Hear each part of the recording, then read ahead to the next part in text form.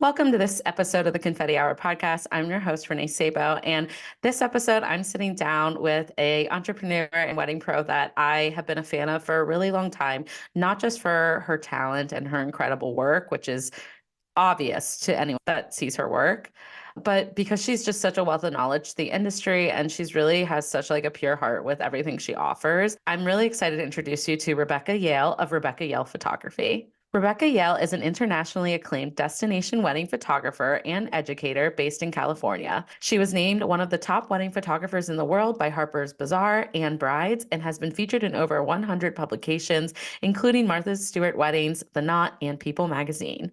Rebecca is dedicated to empowering fellow creative entrepreneurs to find success by making intentional decisions for their art and business. You guys are going to get to know Rebecca, hear all about how she got into photography and the world of weddings. And she's also going to be sharing her tips and honest, conversation about fighting imposter syndrome and battling the need for external validation. We will finish up with what she wishes other vendors knew, and of course, her confetti hour confession. All right, without further ado, please help me welcome Rebecca. Hi, welcome to the podcast. Hi, thank you for having me. So excited to be here. Me too. I'm so honored to have you. As I mentioned, in your bio, reading it, I have been such a fan of your work for so long. You're absolutely so talented. But I also love your heart and how much you give to our industry. So I'm sorry, I'm going to make you blush for a moment, but that's really how I see you, and I'm really honored to have you here. So thank you. Well, thank you. That really means a lot. I love our industry. I love the community we have, and I've loved being in it as a artist creator and as a educator creator. It's been very fulfilling. So Yeah. No, and it's also nice. I love networking with other pros who do both because it is so rewarding. And a lot of people I always hear how do you do it all or how do you have time to do it? I'm like, I don't really think of it like that. And I'm sure you don't either. You just kind of do it because it's so rewarding. I don't know. Yes, it can be a lot more work, but I tailor it with my seasons. So I don't know if you do that too, but sometimes, but also I feel like when my students need the most help is the thick of the season. So true. yeah, I try to balance it. It's funny during the pandemic, I had more informal and smaller classes pre-pandemic, but no more weddings. I'm in Los Angeles and I'm immunocompromised, so I did not shoot much in 2020. So Yeah. I had time to work on more education tools and created these two giant master classes. And it was Amazing. actually a marketing person that I met with had said something about creating this whole second business. And in my head, it was still kind of a side hustle. And I was like, oh, huh, I guess it kind of is a second business. And at this point, I hadn't slept in 6 months. I was pulling all nighters, creating this for 6 months straight. It was Wow. so I'm teaching other people work-life balance and I've completely taken away my own. This is great. I know, uh, ironic, right? and then my therapist was like, I was telling her about huh, I guess I created a second business. And she was like, sweetie, I could have told you that 6 months ago. Yeah. Did you really not know? I was like, Listen, sometimes you're not focused on yourself, okay? Sometimes you just are focused on the mission or helping people. It is what it is. So, well, in my head, it was still my side hustle, my fun thing. And she was like, yeah, you work 20-hour days for the past 6 months. What side hustle is that's not a this? And side I was hustle. like, Yeah, no, fair. it's so true. It honestly, I can't wait to dive in, and obviously we'll kick it off Yeah, with your sorry, journey in I a jumped moment. in. No. I was gonna say it's so funny how you just wake up and you don't think about, okay, I'm only gonna spend 6 hours on this today. It's that's not how entrepreneurship always works. We're flooded by what makes us passionate. So, but I'm sure it's once you started helping people, then it's you keep going. So you really can't stop. Oh, Is it's what I was saying. addicting. It's addicting. Yeah. Absolutely. Yeah. Yeah, seeing But those success stories, having I've had people email me being like, I always thought that my spouse was the breadwinner and I just paid our mortgage. And I'm like, hell yeah. so That's cool. oh God, that warms my heart so much, especially I grew up with a stay-at-home dad and a working mom. And that dynamic Nice. of I have male students too. And Yeah, boys yeah, are cool yeah. too. We can teach the boys. But Well, they might need it more. No, I'm just kidding. That was rude. I'm just but kidding. especially when I feel I can help. I mean, and again, I love helping out everyone, but I Yeah. feel even though it's 2020, or God, it's 2024, I'm still so much of CEO, just minimizing women Mm. of in the workplace, especially in the wedding industry. I love that you use the word entrepreneur. We are entrepreneurs. I always use that word in my Yeah. education. I'm like, we are artists, we are business people, we are entrepreneurs, and you need Right. to think about it that way, or your business is like failed before you started. Like it's Yeah. got to have that mindset. And I feel like especially women can have trouble with that because of imposter syndrome, which I know we're going to chat about in a Yeah. second. Oh, I'm very excited to dive into that, and I couldn't agree more. So, but okay, yes, let's dive into your journey because I'm so excited to get to know you better, and have my listeners get to know you. So, really, like to kick us off, I mean, how did you first get into like the world of photography, and then weddings? Like, was it simultaneously? Like, what did this journey look like for you? Not at all simultaneously. Ah, Weddings okay. were the last thing on my mind. So I fell in love with photography really young, like 10 years old. I was a really shy, like I'm precocious by nature, but I was always I was better with adults than kids, which I always think is funny. I was like an old soul, like 10-year-old being like, I want to hang out at the adult table. That's But cute, though. I was very shy around my peers, and I had gone to a very small elementary school, and I was going to this very big, fancier middle school. And my parents were like, oh no, she's not gonna make any friends. Like, what do we do with her? So they sent me to summer school, and they were like, pick any course you want. This is like, this is to make friends, sweetie. And so I picked science and photography. I did not do well at science, but I rocked photography. And I was all of a sudden like, oh, with a camera in my hand, I can be whoever I want to be. Like I can go talk to Oh. anyone. I can it's like it's a disguise that Ah. like you then end up inhabiting and becoming this other person, which like I love all It's of like those. confidence, like, it gave you confidence that A you didn't. 100%. Yeah, And not that you especially didn't need then, it, but, like, yeah. yeah, and Or as I not that you got needed it, but sorry, yeah, that's no, what I meant. I needed the confidence. And as I got good at it, all of a sudden, because I was our yearbook photographer, and it was like people Oh. wanted me to take their photo because they were like, "Oh, she's gonna make me look good." And then all of a sudden, I was like, "Ooh, I've got like now we call it brand equity." Like back then, I was just like, I got like something cool to offer. Like this is my thing I can do. I can make people look and feel good, which Yeah. I absolutely loved. And I grew up in Los Angeles. I loved fashion and travel. That was the other my other intro to photography. Other than that was we took a big trip to Europe when I was 10. I turned 11 on the trip, and my parents like thought I was going to be super bored. So they bought me a camera. And my sister was 13. She was the bored, like preteen, like was like, I don't want to be here. And I was upset. I filled our suitcase with film. My poor parents then had to develop it when we got home. I love um, that, though. It's so 5 rolls fun. of like pigeons in San Marco Plaza, which is funny because now like that's one of like my most well-known photos is like is a bride and groom in pigeons in San Marco Plaza. And I'm like, oh yeah, I did that when I Really? was Oh, 10. that is so crazy.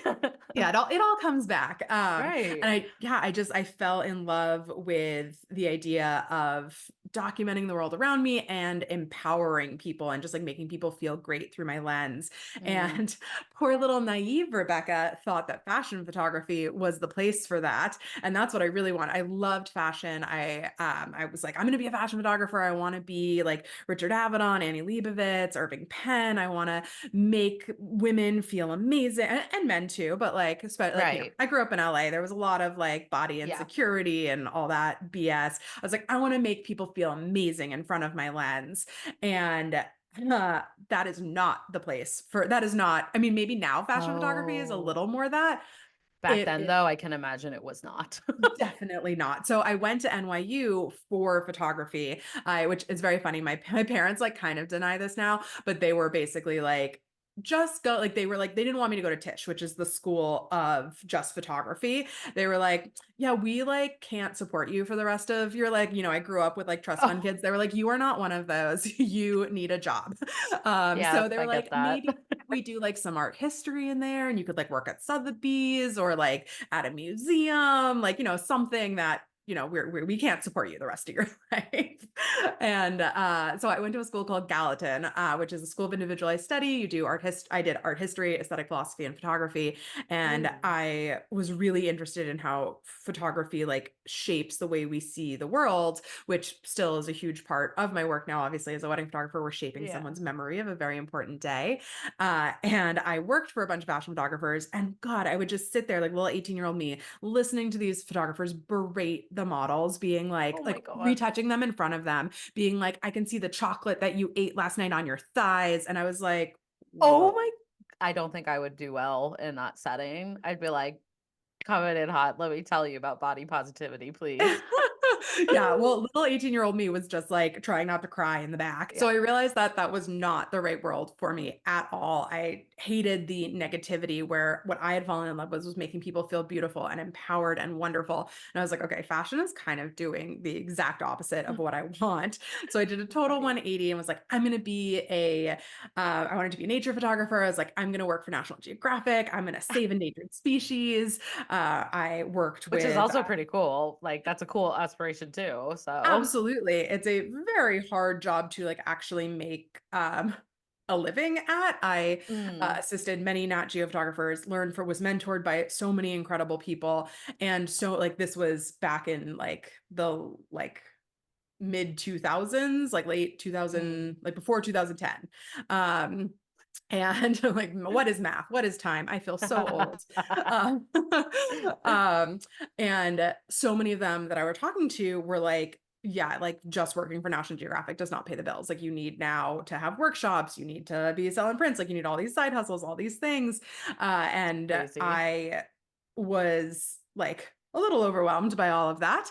And the amount of travel, which is ironic now that I do like travel destination wedding photography, but it's different like going away for a weekend versus being like embedded in Antarctica for 6 months at a time. Like Oh, it's that's different. very different. Yeah, like a weekend away versus yeah. It's also I feel like that's very secluded, like you're Yes. like And I'm such a removed. people person. And Yeah. I missed that when I was working in that world.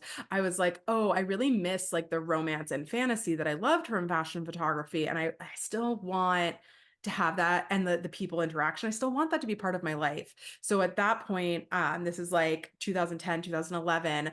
I was living in New York City right after NYU. And I was applying for different grants to go and photograph in these cool places and tell really important stories. And I was doing portraits to pay my rent all Yeah. around New York. And I started doing a lot of elopements. I lived right by City Hall. And I was like, oh, these are super Oh. fun. They're like fashion shoots. I love them. But in my head, I was still like, oh, but I never shoot a wedding because weddings are cheesy. And I'm not, I'm an artist. Excuse me. So obnoxious. I was like, I'm not cheesy, which like still, I had a consult this morning and I was like, seriously, the first, like, you tell me a photo's cheesy, I quit. Like, I'm done. Yeah. That's the word I am afraid of most. I never want anyone to associate that with me. But Right. I went to a wedding for the first time as an adult in 2011, which was my cousin's wedding, and completely fell in love and was like, oh my God, what's happening now? What's this? And was like following around her photographer like a little lost puppy dog, which I always try to be Oh. nice when that happens to me now because I'm like, okay, that was You were baby that Rebecca. person. I actually me too, because I shadowed my mom's wedding planner when she got remarried in high school to my stepfather, who my sister now or stepsister, so that's kind of random. We'll talk about that later. But long story short, I'm always like nice to people too because I feel bad. That's like how they, yeah. Anyways, keep going. Yeah, everyone's got to start somewhere. So always, and you Yeah. never know where someone's going to end up. So always be nice. Yeah. Don't, not that was a, don't be nice because of what someone could possibly do for you in the future. Like just always be Just nice. be nice. Yeah, Just exactly. be Just nice. just be Full stop. friendly and assume the best in people. Like they're inspired and passionate, and that's an honor that someone would Absolutely. do that. Yeah. Yeah. So this was my cousin's wedding, and she wore like a blue printed dress. It was early days of Style Me Pretty. It was on a farm in Vermont. And I was just obsessed. I was like, oh my God, it's a fashion shoot. It's amazing. And my whole family, like out on the dance floor, getting those photos back were so special. And my grandfather passed pretty soon after that. And he had been healthy at the wedding. And so like we have great photos of him. And all of a sudden I was like, wait, these photos are so important. Like this is Yeah. everything that I wanted to do. Tell stories that matter, tell stories that like would live beyond me, like all of this and the fashion, that's what a wedding is. Like, oh It my combines God, like everything, I feel yeah, like it's that you love. everything. Which like all Yeah. my photo professors at NYU had been like, you gotta pick a lane, you gotta do a thing. And I was like, I want to do everything. And I was like, Yeah. oh wait, weddings are the place to do everything. And if I'm working with the right vendors, the right planner partners, the right designers, Yeah. then it really is like like it's you have a creative director. It's like a magazine shoot. So Yeah. it feels working like when I'm working with great vendors, it feels the same as when I was working in the fashion world and seeing these amazing creative creative directors at Vogue, Bazaar, like producing Mm, these shoots, it feels the same of producing a wedding wow. of all these people collaborating. So that's how I got into weddings, which was Yeah. like I say that like my path was definitely not linear. Like I never expected to be in weddings, but in retrospect, everything kind of seemed to work together into creating like a Right. master class of my life to become a wedding It photographer. makes sense now why it led you this way, I guess. Yeah. And I Absolutely. love what you say. Like I love the fashion aspect of our industry as well. But I think weddings and this industry has grown so much. So like I don't even know if it was as big an option when you first started liking photography. Like I think the evolution of this industry has been incredible. And it's just like so much more fashion forward now. So it's really exciting to see. But you know, it's cool you've made your own little space and home in the industry, and I would say a mark now on the industry. How did you kind of like develop your style and your, you know, the right fits with your couples like over the years? Was it easy?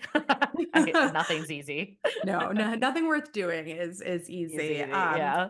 It so when I kind of came at weddings with like a little bit of a chip on my shoulder at the beginning that took some time Mm, to get over, and then I was living in New York and then moving back to Los Angeles, back to like where my family is and everyone I went to high school with. I like kind of felt that almost all over again of having to like defend my career choice, and mm, being like, I do weddings on purpose. Like, I didn't fall into this because I failed at fashion photography. Like, yeah. I do this because I love it, and it's incredible.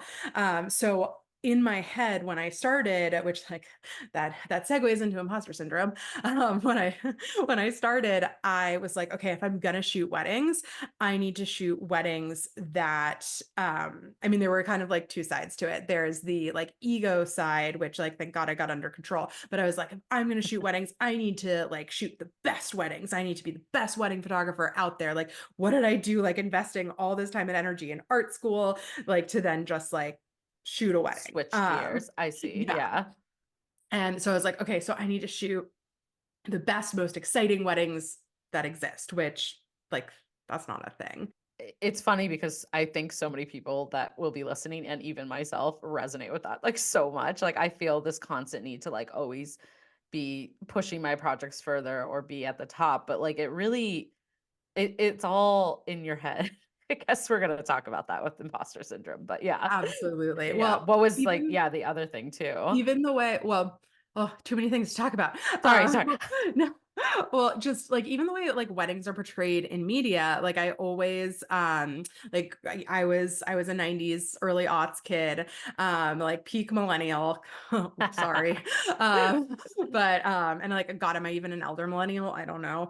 I I think we think I, both are technically. yeah, Yeah. it's fine. I'll Whatever. take it. I've accepted But it. like, yeah, growing up, like watching, like I remember watching a Friends episode that Winona Ryder was a guest star on, where Mhm. she like, and it was just like such a little line, but it's it's amazing how impressionable we are as children.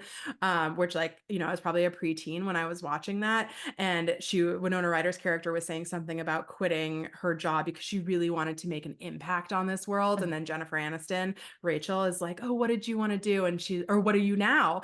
Like you working for a nonprofit? And she's like, I'm a wedding planner. And it's for a joke. Like everyone laughs because being a wedding planner in the eyes of 90s sitcoms is it or to early odds Yeah. is a joke. Like it's not a serious profession. And I came like with that chip on my shoulder into the industry of like, I Yeah. need to find a way to make this serious. Like if I'm gonna do this, like I need to be the best at it and I need to be doing the best weddings. Right. And like that's not a thing. It took me Mm. so many years. And I've had to relearn that lesson again and again.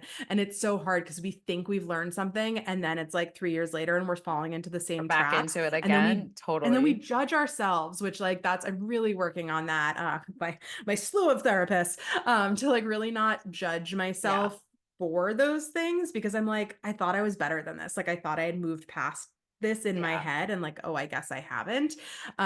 Where I really thought I needed certain external validations to Right. feel like I've made it. I'll say the other side of like wanting to work in the luxury wedding space that like is less about the external validation and more about the internal like fulfillment, which I have realized is the key to everything because the Right. external validation, it's Lucy and the football. Like every time they're just gonna take it away from you every time you go to kick it, or the goalpost just keeps moving. And it's you setting the goalpost. Like you're Yeah, the one with the we're the football. problem. It's us. Yeah. Yeah, for sure. Hi, I'm the problem, it's me. I know, I'm a Swiftie, but well, and also like we're humans, so like that is a totally normal feeling. But I love what you're saying, the internal factors, which I think is what people need to focus the most on, right? Yeah, Like, it's what brings you joy. So that's like going back to what I said at like a few minutes ago of like what brings me joy is working with amazingly talented people like you, working with these yeah. designers, with planners, with fashion stylists, with branding experts, like working videographers, florists, like all of these vendors and creating something amazing together for our client. That's Mhm. what really, and then making my client happy. Like nothing brings me more joy. Like if I don't get the email back from my client being like, oh my God, we love the photos, I'm like having a heart attack. I'm like, what's happening? Whereas like, Yeah. I'll give you your money back. Like just give me the approval. Yeah, like I don't um, even that's actually like if I don't get like the hug or something, I'm like, "Oh my God, something's wrong." They're like it's just it will eat away at for years. It will eat a away. hundred Yeah. percent. And again, Luckily, like most of the you, time we do get that, right? But that may not be yes. their personality. Like they may be 100%. happy, Yeah. but So yeah. many of the ones that like I don't hear from, like they're posting them away on Instagram and they're loving them. And like I Yeah. ran into a client who like literally did not respond when I sent it. And I was like, oh my God, what's going on? And their account was private. So like I couldn't see if they were posting stuff. And then I ran into them at a restaurant and they gave me a huge hug and they were like Oh, showing me like all the screensavers and their friends loved all the photos. And I was like, oh, thank thank God. God now I can And sleep at night. yeah, I know, right? And if they were just like that just wasn't their personality to Yeah. email back and they didn't think twice of it. I joked at the start of the pandemic, like when I wasn't working, and was going through like such a deep, like, who am I? Like, who am I if I'm not working? Which I think so many of us were. And I remember talking to my therapist and being like, I'm Tinkerbell. I die without the applause. I Oh my need God, people. dead. I was like, I need people to tell me I'm amazing. And no one's telling me I'm amazing. And I don't know what to do. It's literally me too. What is your sign? Like, I don't know if you like I'm really. Cancer. Okay, that's interesting because I'm a Leo, which is that's obviously very Leo of me, but I'll have to learn more about what cancers are like. I Very think Leo I'm of me like, not to I'm know what a June cancer is like. 23rd. So I think I'm like, I'm Oh, you got close a to little a Leo. energy. Yeah, yeah, yeah, yeah. We really need the validation, like in order to feel like I don't know, like we're making a difference. Like everything I do matters, even though I Yeah, know it does. I don't know how to explain it. So, yeah, I think it's like it's this very and like I love anthropology. I love brain science. I love understanding why we think certain ways and it's such a big part of my work that like when I teach like because I studied aesthetic philosophy, like I teach semiotics, which is the study of signs and symbols. mm, It's how we derive meaning from imagery. Like I always like I'll use like a stop sign or a thumbs up when I'm teaching it as an example of like how this same sign or symbol can mean so many different things to different people. And then there's other clues that go into like if you see a thumbs up, like maybe it's meaning like a yes, a thumbs up, but if it's turned to the side, it's someone hitchhiking, like all these things that like how like what are those other factors that are telling us what this is? And like that's like a very simplified, broken down version of it, but we can right. then use that information of okay this is how our brain processes images to create stronger images like I love all of that brain science so Mm, when it comes to myself and like my own fulfillment I try to think about the same things of like what's actually making me happy and what's adding to my distress right. or making me feel like more unfulfilled and for so long I was so focused on this idea of like being the best. And it wasn't until like 2015. So I've been working in maybe it was 2016. I've been working in the industry for like at least like 5, 6 years. Hmm. And another photographer I had lunch with was like, so what are your goals? What do you want to do? Because he also had come from like a different, like a fashion background and like was kind of like figuring out his way in weddings and was like, I don't know about these wedding things. And he was like, what's your end game almost? And I was like, well, to be the best. And he was like, what does that mean? I want to be the best. And he was like, the best you can be. And I was like, I'm not like in the army. No, like the best. Oh my And God, he's I'm like, obsessed. he This was like, answer. is that a thing?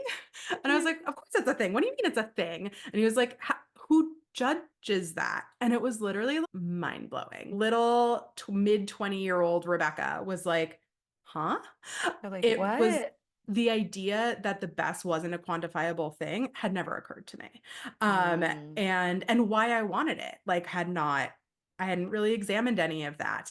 And for so long in my head, it was like, okay, you get this publication, you'll make it. You'll get this wedding, you'll have made it. You'll work with this planner, like whatever, you'll break this price yeah. point and you'll get on this list. And then you get it and you don't feel better. And then immediately Mm, it's the next thing. Or you don't even let yourself celebrate that win because there's already like three more that are ahead that you're like, well, but I need that thing. And you yeah. just never get to enjoy the things you've done and you never feel secure. And I think like Right. that idea of security is such an interesting one of and like do we even need it and who cares about it?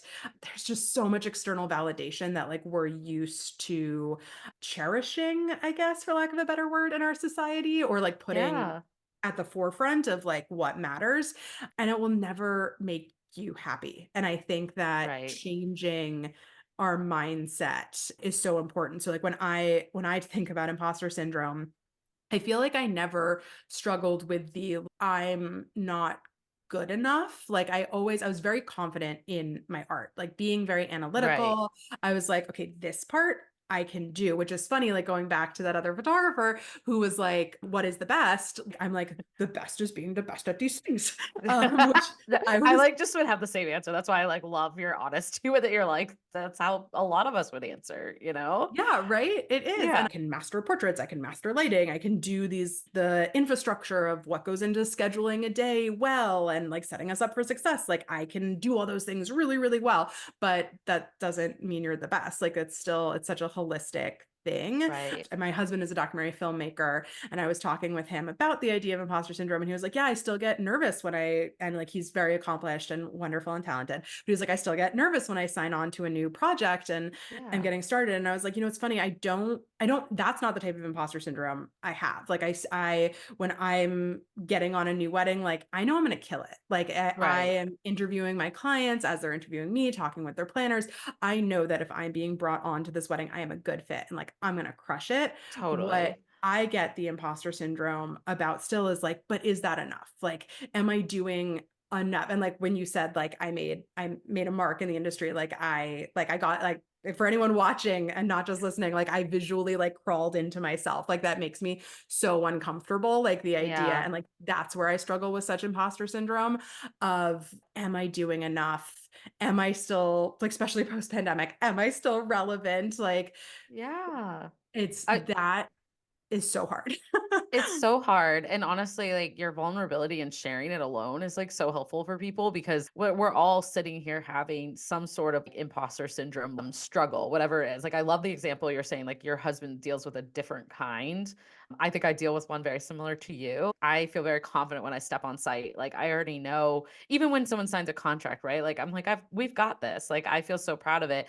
I'm more worried about other things in my head. Like I just rebranded and I totally changed my identity in the industry and I have been making myself probably like sick over what people are thinking or assuming and it's like does that even make you happy to care what other people think? Like, stop, Renee. I don't know why I care. Also, our therapists probably deserve like a raise. That's what I'm going to say. But I just think it's human. And it's just like, it's normal as artists and like as entrepreneurs that we want to be the best. I think the ways that I've grown the most in my business or pushed the needle as like a business owner is when I let go of that a little bit and I focus on the actual joy of what I do. And that's my clients and making them happy and working, like you said, working with people like you. Like I get the most joy out of a really freaking well run event and wedding and knowing that we crushed it and being creative, like in a way that is a little bit outside of my own box, not someone else's box. Cause that's where we get stuck a lot, right? Like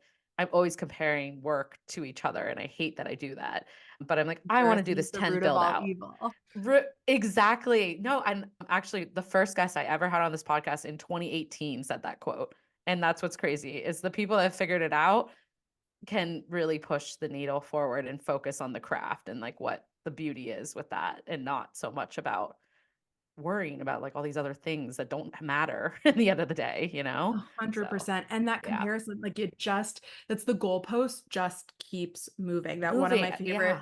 my favorite stories to share, that like get a little vulnerable here, that all the time, like when I talk about it on Instagram or in my teachings, people will be like, you still have imposter syndrome? Like how? Like with everything you've accomplished, like you still feel this? And I'm like, oh girl, you Yeah. have no idea. And it's not even just within the industry. And that's like I talked about, like when I moved back home, I come from a very high achieving family. My mom Yeah. is was like the third female partner at her law firm and like total glass ceiling shatterer like type person. And like that was the standard of excellence that like I was raised in Yeah. to be.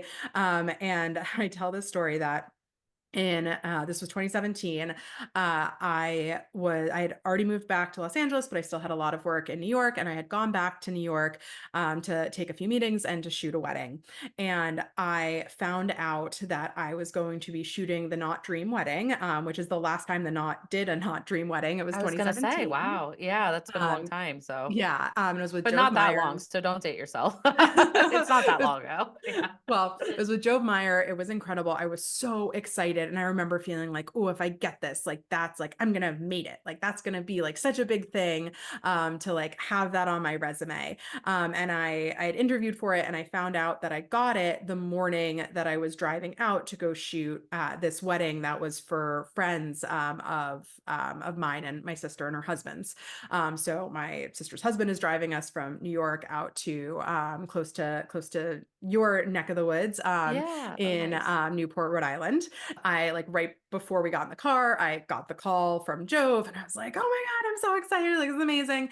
And then later, like once we're in the car, I got the email from Rangefinder, which for those of you who aren't photographers, Rangefinder is a wedding or not wedding, it's a photography publication that is targeted mostly at wedding and portrait photographers. And there's a Mm. Rangefinder 30, which like in my head for the longest time, I was like, oh, I need, if I'm not on this 30, which it's not a 30 under 30, it's more like your first 5 years of business. And I was nominated all 5 years and I never got it. Wow. And it Okay. was crushing. Like every time I Yeah. got the no, I was, whew, it was rough. And I had won a bunch of other rangefinder awards along the way, but like never got that 30. Yeah. And this was, I think, in like my last year of being eligible for it. I didn't get it. They were like, you're not rising. You've already, because it's 30 rising You've stars already of wedding photography. rise. And they're like, Yeah. you've already Yeah. risen. Like, sorry, too late. Um, You're like, and but what about the 4 years prior? No, I'm just I know, kidding. right? Yeah. And I've actually like Ah, spoken on their panel at WPPI, and I'm like, I don't know if you guys know, you never actually gave this to you me. never, yeah, But like that's no okay. hard feelings, but like maybe a little. No, I'm just kidding. But Yeah. that's like, Well, it's people do feel this way about these things. So I love that you're sharing that, you know? yeah, well, so they have a nut in addition to their 30 Rising, they have like their grand wedding photography award, which actually like it comes with $2,000 and I won it. Oh, So I was so excited. And I was like, oh, okay, like I didn't get the 30 Rising ever, but like, hey, this one comes with money. So like that's fun. And I was love that. like, this is the biggest award you can get as a wedding photographer. I was like, this is my Oscar. Like I've made it. So like Oh, literal same day, I have found out that I'm shooting the Not Dream Wedding and I've gotten this. And I'm just like, okay, I can made relax. it. Like I've made it. Or I've made it. So fast forward to that evening, we're in Newport, Rhode Island. I'm shooting the rehearsal dinner for this wedding that it's one of my brother-in-law's like closest friends getting married. He's their officiant. My sister was their adult flower girl. And my sister that night wins an Emmy. She is oh, she's a wait, producer. that's pretty badass. But also, here we Uh-huh. go. But You're just like twirling. Yeah. you know what people have heard of? An Emmy. You know what people haven't heard of? A Rangefinder Award. So Yeah. like all of a sudden I go from like I'm a badass, I'm the top of my business, look at me to like wah, Yeah. wah. And it's just like nothing changed on my end, but all of a sudden it's the psychology. All of a sudden I'm like, oh, but someone else has done something cooler and now it's completely invalidated what Yeah. I've done and what I have. And I have seen that time and time again in so many of my students, but in my own life to a point where like it's so you get frustrated with yourself. And that's like the Yeah. judging for the judging because you're like, oh, I thought I was over this.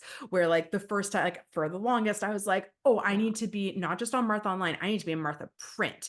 And like once I'm in Martha Print, I'll know I've made it. And I did, like 2015, Martha Print 2-pager. But I was like, wait, there's 8-pagers. Like I've You'll not made never it. stop chasing the goal. I Yeah. literally resonate, and so does a million people listening. When I see the bride's best, or I see all these things, and it's amazing. I'm so happy for the people that are on it who I know deserve it. I really am. But internally, I will cry myself to sleep some years because I haven't got there, and that sucks to put that much on you.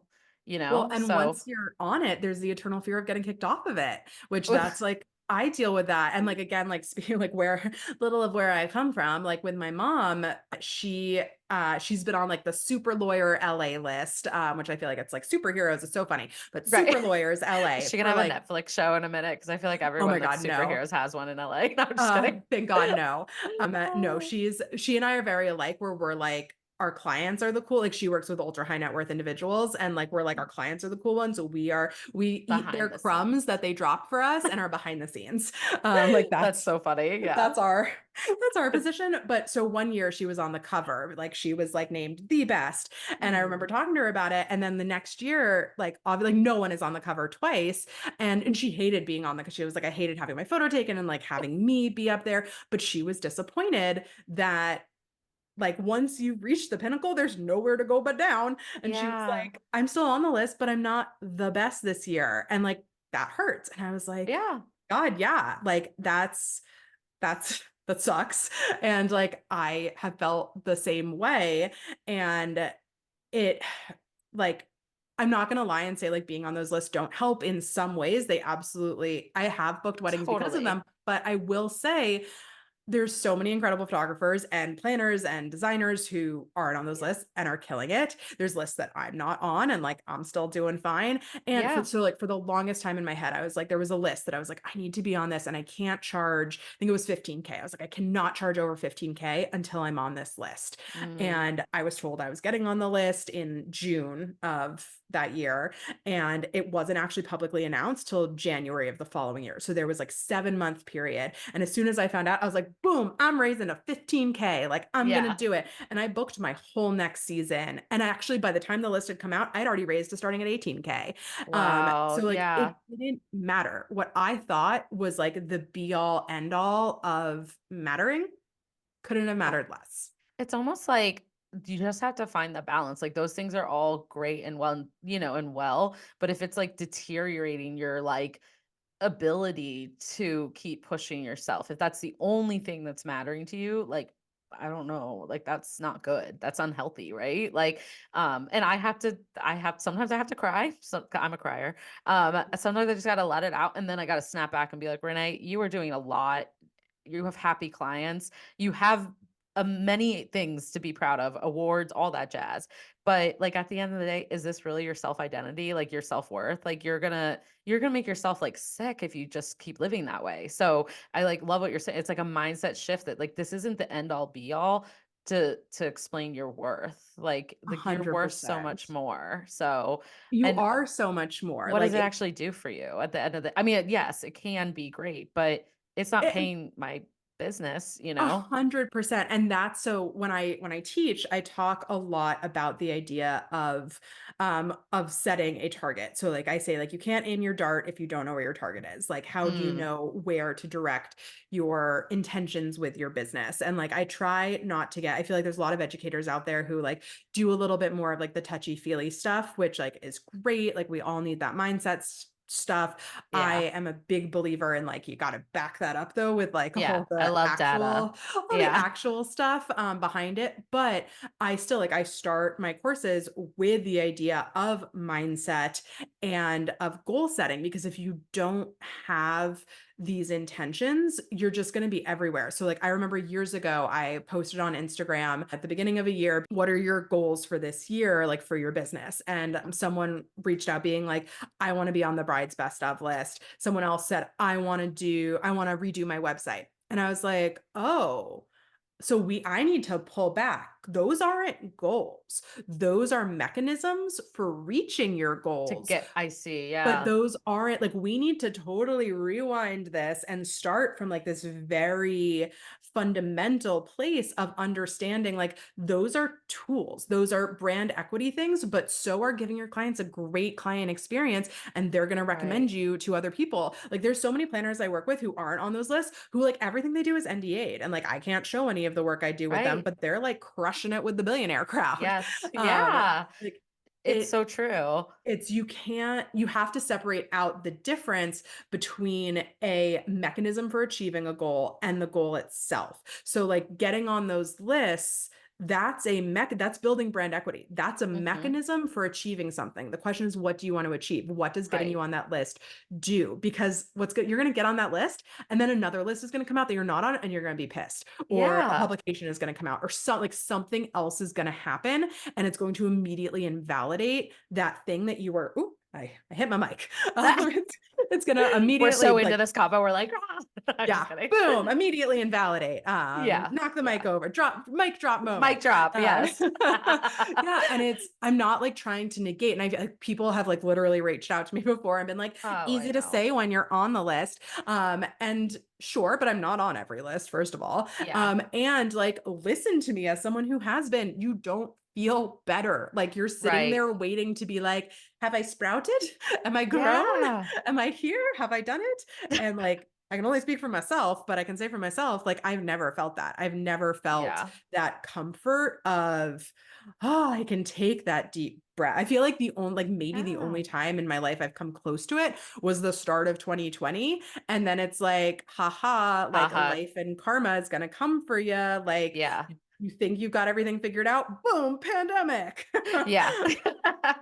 No, Like, I mean, honestly, I like feel, and obviously we focus a lot on like that one, like publications, but I know, like you're saying, like that is a mean to a goal. And I love that you mentioned I that. say focus on what you care about, because like someone else's might be different. And that's why like I feel like, so especially as an educator, so many times students will come to me and be like, I want you to tell me actionable steps. Like it's actionable steps Mhm. are always the key thing, which like I am all for actionable steps, but the Yeah. actionable steps, you need to create them. Like I can give you the tools to help you figure out how to create them. And like I have this whole game plan, and I talk about the idea of like, we have our mountain, we have our goals at the top of the mountain, we have to like build our line to get to that top, and we have to Hmm. figure out how we do that. But what's at the top of our mountains are all different, and they're different at different times in our lives. So Yeah. like where my mountaintop was in 2019. 2019 was like a big year for me because now into my 30s, I want to find a spouse. I want to find a partner. I had been single for like all of my 20s, really Yeah. focusing on my career. And I was like, okay, like I can hear that biological clock ticking in the background. Like, let's maybe start making some time. And my sister had a kid, and I was like, I want to be there in that kid's life. And I don't want to be traveling every weekend always. And all of a sudden things started shifting. So I think checking in with yourself regularly and saying like, okay, Mhm. what are these goals that I'm putting there? Because then I can figure out how to get there differently. Like the more you can like look internally and like do that check-in, like I tell my students like twice a year, and I do it myself, Yeah. of like what matters. Like, am I buying a new house? The money is going to matter a little bit more this year. Or is my financial cup full enough? Like no one's is ever like Never. Yeah. pouring We're always over, like but trying, but like, no, like, do you have that security? Like you were yeah, saying. like, do you feel comfortable there? And like, Mhm. you want to fill your cup now a little bit more with the other side of things, like what matters right now, and doing that check-in. And like, that's what's Mm. one of the fun things about being entrepreneurs, where we run our own businesses. We get to make those choices of Right. what is going to bring us joy, what is going to bring us fulfillment. Because I always say, if you're waiting for someone to tell you you're enough, you're going to be waiting your whole life. Like For a whole ever. Yeah. no I one love is that. no one is ever going to tell you that, or they're going to tell you, but you're not going to believe them. That's the No, thing. You're not going to believe you them. have to do the work like yourself to really get there. And no, I love that. And I will say too, the goals look different, right? The top of the mountain, like you said, your goals are more in depth than just like the budget of a client or the type of client or whatever. There's so many things that go into it. And like you care about things differently than I do. So that's going to Yeah. be interesting. You got to do the work yourself in order to figure that happiness out. But Yeah. I agree completely. It Yeah. always starts internally and then Hmm. looking outwards. And there's so many things we chatted about. I So think like I'm going to have to have you forever. back like 4 times. Happy I'm to. kidding. I think what I said like forever ago, where I was like, there's two things about working in the luxury industry. And like one of them is that external validation part of like, I need to say that I'm the best in shooting this. And like Yeah. all of that comes from Yeah. my own childhood crap. Pardon my language. No, Comes you're from my fine. We've had worse language on here okay, cool. by Comes yours truly. from my own childhood of like not feel of that insecurity. The other part that is very real though of why I wanted to work in the luxury industry, exactly as you said, that like with those luxury budgets come more opportunities to, I mean, everyone's wedding is so important. Like whether they're spending $5 or $5 million, Absolutely. I don't care. Their wedding is Yeah. just as important. But Love if you're is love, and it's love is love. amazing. Yeah. 100%. Love it. When we're coming though as artists approaching it, like I wanted that same experience that I had working in fashion magazines and travel magazines. I wanted that in the wedding world. And to be able to do that, I needed to work with those great planners, those great designers Exactly. to have that collaboration and have that. Like my favorite thing to say is like I like jumping into the microcosm. Like my planners are creating a microcosm and my photos are living within it. So the same wedding could be photographed so many different ways. And Mm, when I am excelling, when I am doing my best, which is what really makes me happy. Like when I deliver a gallery that I'm like, boom, I crushed that. Like that is what brings me the most joy. And that can only happen when I'm working with the right partners. Cause like, while every wedding is amazing and totally. love is love and all that, not every wedding has a microcosm. Not every wedding Yeah. is creating a elevated experiential say experiential experience, but Yeah. experiential atmosphere. And Right. that's where I find joy. And that's partially selfish. I find joy in that because I know I'm good at it. Like I know I'm great at Yeah. layering stories. So I'm like, Yeah. that's what I want to do because it makes me happy. It makes me feel good. And I Yeah. know that I'm servicing a person in a way or servicing a whole family in a way that is going to bring them joy for hopefully Years to come. centuries, like Forever. multiple. Yeah. Yeah. I love No, that. and I don't think it's selfish, to be honest. I think that it's allowing you, like, you perform your best when you're in those settings. And so you're a good fit for that. And I think like people need to be a little less like, I want to be in this market or I want to do this, and really focus more on like, what are you your best at? Like who are how, like what are you the most comfortable in, and what are those things? Like I use this example a lot. And one of my planning associates that worked for me a few years ago, she was like, I would never want to do the types of weddings you do. And I love her because she's so self-aware, and she crushes her market. She has become an industry beloved person because she just absolutely knows herself, serves her clients in that market, and just like doesn't let the other outside shit get to her. So, anyways, we can wrap this up with a little bow. I really just appreciate your transparency and honesty. It's like it's a lot to be vulnerable, and like it's not easy with imposter syndrome to say these things too. So, but I hope like it's helped people, and I just thank you for being so honest. And then of course, like as we start to move the episode to the end, I do want to ask you a couple vulnerable questions, I guess. My um, pleasure. I love okay, getting vulnerable by the like I I know love I'm that. running over, but It's if I okay. to anyone listening, this is like my radio host moment to anyone out there listening. Uh, be vulnerable yourself. It feels scary, but there's actually like I love, as I said, like before, I love all the brain chemistry stuff, like all the art of war stuff. Like the more like if you ever in a fight with someone, if you just stop and share how you're feeling instead of like the immediate like I'm like yelling back at someone, but being like, hey, that hurt my feelings and this is Mm. why, that is like an amazing fighting tactic. Anyone who like wants marriage advice here. Because like Oh, when you're honest and vulnerable, 100%. Yeah. yeah, right. It's you can't keep arguing with someone. Like it's like a dog rolling over and showing like their belly. Once you've been honest and vulnerable, it's kind of hard to attack someone because you can't attack someone for Mhm. something that they readily admit. So I'm always the first to be like, yeah, 25-year-old Rebecca was an ass. Like, pardon my Yeah, language. yeah. Like she cared about the wrong things. Like she wanted things that did not make her happy. Yeah. 35-year-old Rebecca is in a much better place. And like let's talk about how and why. And so for anyone listening who's like struggling with that vulnerability, just like try. Like even if it's a stranger at Yeah. a coffee shop, like I don't know, be that weird person and be like, I don't know, something horrible happened to me yesterday. Let me tell you about it. Like the more Yeah. vulnerable you Just can be be, real.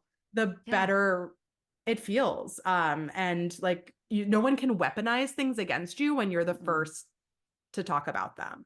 It's So super releasing, like of like stress too. Like I just try to be myself, and And also that comes with the bad. So like sometimes like yesterday I was a huge asshole to my business partner and I had to call her this morning and say sorry because I was like I was just like really grumpy and like we're just getting we just it was just a day I was feeling defeated. We're humans. But like she was Mm. like thank you for recognizing it. Like thank Yeah, you for the apology. I was like you're welcome. And now I hope that that move on. strengthens our relationship and one day she's going to be a jerk to me and have to apologize too. So like we are just all normal humans being vulnerable, hopefully. And yeah. 100%. Well, anyway, speaking of vulnerability, I do want to ask you if there's anything that you would share that you wish another vendor knew in hopes of maybe making the industry a better place. I love this question. There's so many, there's so many things I wish people I was knew. going to say, sorry, it's Uh, a very loaded question. no, I think if I have to choose one, the most important in my head is communication, like Mm, between a planner and a photographer, since that's what we've got I here. like that. Yeah. That the more information that can be shared, like as a photographer, we never want to be micromanaged. Like we don't trust us, but empowering us with more info, letting us know, like, hey, there's a dynamic between the bride and her mom that you should be aware of. A lot of times, especially as we talk about working in the ultra like high net worth luxury industry, Hmm. um, other vendors don't get like the planner is the captain, which they always should be 100%. But a lot of times we don't get the opportunity to talk to our clients, sometimes at all, before the wedding day, which like That's I super totally understand and hard. respect. Yeah. Yeah, it's very hard. And I know like that's like again, I said my mom is she's a trust and estates lawyer and like some of her clients like they only want to go through the manager. And my mom's reached a point in her career where she actually like is like no to that. And she won't take on a client if she can only talk to the manager because she's like, I'm doing a disservice to that client, which I love. I Uh, feel like I'm not at that place. And I'm like, okay, if a planner wants that, that's totally fine. But I yeah. would love the planner to understand that like if they are then not communicating things with me, I am doing a disservice to my client. If I Yeah. don't know that Aunt Sal and Uncle Fred got divorced last year because Aunt Sal cheated on Uncle Fred and I put them next to each other in a photo, that is a disservice to my client. I've had so many times Yeah. where there's been within the wedding party, like weird romantic things happening, or like no one told me that Fun. a bride's sister was in a wheelchair and I had planned to take photos in an area that wasn't wheelchair accessible. And I luckily like was right on my feet and I was like, I can figure this out. But the more information we can have, the better. Right. Empowering us that way, allowing us to understand what we're walking into is only going to help everyone. That's like good teamwork, you know? And I'm actually going to flip it and share one today too, but I'll be very quick because I also want to get to your confession. But I also was going to say listening because I have actually had photographers where I do share this information with them and I become disappointed on site when you didn't listen. And I think it goes back to like that, like we're a team. And so like as a planner should be sharing those things with you and also letting you connect with their clients in some way, whatever way that makes sense for that client or that format. I get it.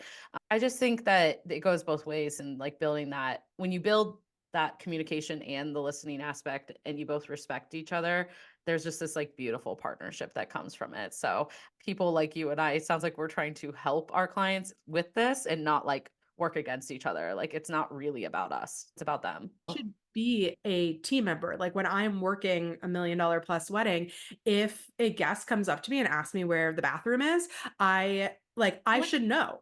I should you're a know where the human. bathroom. Like, yeah, Yeah. like well, I guess I'm Like you're human, a but I courteous person helping someone else. Like that's well, what I and mean by I that's like human. they don't see a guest is not going to see me as any different from the planner's team. Like on these Right. $1 million weddings, there's usually like 15 of the planner's team members. And like, we're all dressed in black or we're all dressed in whatever cute like color outfit is for this It's wedding. Like really they black don't all the know. time. Like we all look the same. Being that natural extension of like someone running over and being like, oh, grandpa just fell. Can you grab someone to help? Like grandpa broke a glass, whatever it is. Like it should never be, oh, let me grab someone. It's like it's the yes and like versus the Yeah. no because kind of where you need to be that team member. So we need to be empowered. So like having the planner send us like the maps of where everything is and understanding what Yeah. are all the details. So we're not showing up to the champagne tower once it's empty. Like all the more info, the better we can work together to serve our clients, which is our always goal. Yeah. No, I love that. It's like it's the best advice. So, okay. And then of course, I am excited to ask you if you have a confetti hour confession for us. So I debated on professional or personal, and Okay. my friends picked this one out, which is so I think they all said they were like, everyone knows this about you already. So I'll go like one step further. My husband and I met at the beginning of the pandemic on Bumble. We Zoom dated as our first date because it was like deep pandemic and I'm immunocompromised. But as my friends were like, everyone already knows that, and I'm like, I don't think I'm that famous that people know that. But the Yeah, I fun didn't part know of it, that. So, but there you go. that's like Um, stressful and also good for you for putting yourself out there, even if you have to date via Zoom, you know? Why, thank you. And then the fun part is that we are now, because of that, a Bumble success story, and we were in a national Bumble ad. Shut up. That's so cute. Well, actually, my parents met on Match. My Oh, I mom love and my that. stepdad. Yeah. So Rebecca randomly met my sister Lindsay, which shout out. I don't know if Lou listens to this, but she's the best. And it's such a small world. But like She my went to mom, college with my husband. Like, yeah, so so small world. but like I knew of you well before that, like really small world. And she texted me like, "Hey, do you know Rebecca?" And I was like, how do you know Rebecca? Because I like have loved your work forever." Anyways, long story short though, is that they were also like interviewed for like a match like thing because they are a success story. But my Love husband it. and I also met on Match. And so we have yet to be, but I'm laughing because I'm like, it's a success story. Like we're all look at us. This is the way people date these days. It's fine. 100%. We were joking. We were like, does Bumble want to pay for our wedding? They did not. Bumble, Yeah. if you're listening, give me a call. Uh, Seriously though, right? yeah, they did not want to pay for my wedding, but we were a part of an ad and it was super fun. I love So that. Oh, I yeah. also wish that more people were doing that in the pandemic and maybe we wouldn't have some like engagement gap that people are claiming we have. I'm just I know kidding. it's so, but I mean, not Crazy. claiming it is It's real. it, it's Like like really real. Yeah. So it is we'll 100. I could tell as a I'll come on teacher, the for yeah, go ahead. myself, Sorry. for my students, it is real, I will say. But it is funny because so many of my friends in the wedding industry did meet. Like it's because like, we're like, it was Because the you one had time we time. weren't working.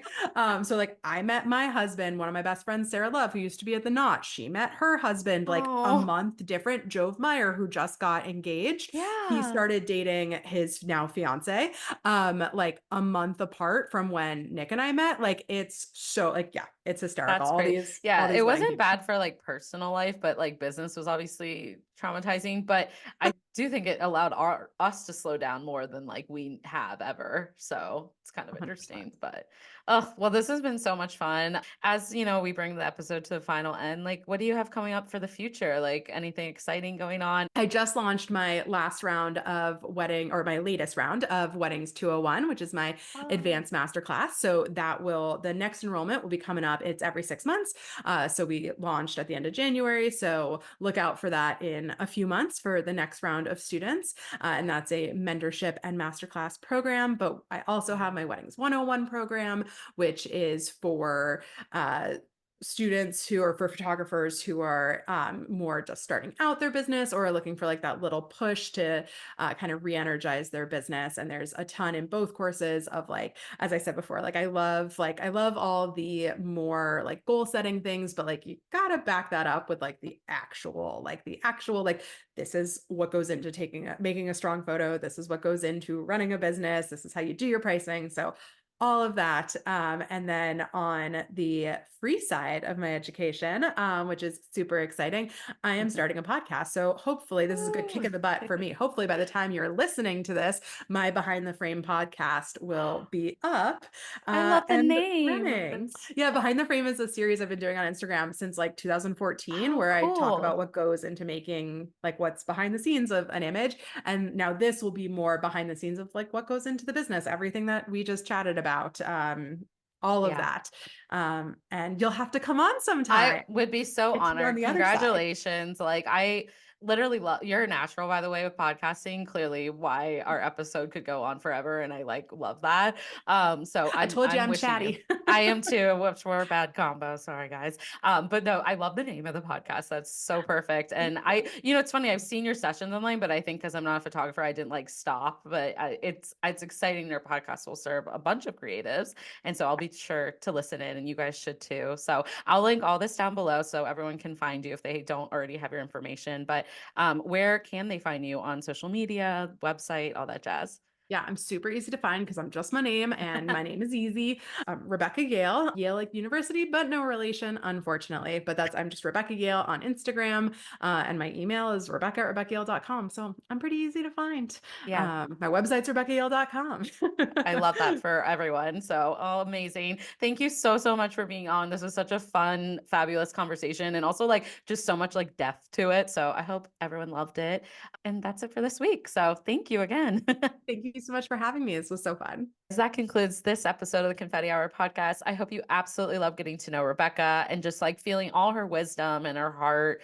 I'm so appreciate this conversation because I think no matter where you are in your career journey, this is something that we all struggle with, this idea of imposter syndrome and just like being our own self's biggest critic, right? So I hope you got a lot out of this conversation. Please go over, follow Rebecca if you don't already, and give her some love for this episode. As we bring this episode to a close, I want to remind you to please subscribe and stay tuned for future episodes. Do you know a fellow wedding pro who might love this podcast? Please screenshot this episode and tag us over on Instagram at the Confetti Hour or on Facebook at the Confetti Hour Podcast. Are you a longtime listener of my show? Well, then I'm going to kindly ask you to head over to Apple Podcasts or wherever you tune in and leave a review for our show. That's it for this week, and I look forward to seeing you soon. Bye, Confetti Hour Squad.